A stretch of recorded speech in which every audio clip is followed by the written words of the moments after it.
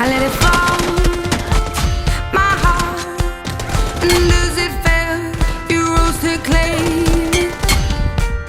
It was dark, and I was over, until you kissed my lips and you saved me.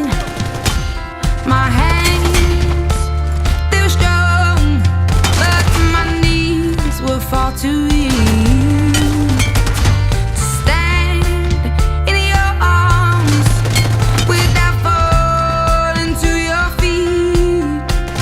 But there's a side to you that I never knew all the things you say that were never true, and the games you play, you would always win.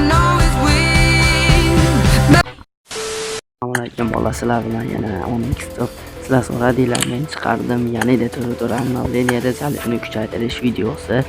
Hali hech kimda zalit yaxshi emas, 1-2 haftada o'ziga kelib qoladi. Kanalga obuna bo'lib, like, komment yozib, badesh yiqib tursanglar, bundan da yaxshi kanallar hali oldinda. Takbola 4-obnovleniyadagi nastroykalarim o'zingizlarga qarab, telefoningizdan ko'rib moslashtirib olishinglar mumkin. Обязательно bu o'chiq bo'lishi kerak. Bo'lmasam pech qilganda qiynalasizlar. Ayman o'chiq tursin, zalitga katta ta'siri bor. Yana nima? Larda bu yoniq bo'lishi kerak. Antidemik kirganinglarda o'chirib qo'yasizlar, leviklarda klassik o'ynaganinglarda yoqib qo'ysanglar, juda katta foydasi bor. Takbolda bu sezonda 4-obnovleniyada super Ravon juda zalitni yaxshilabdi.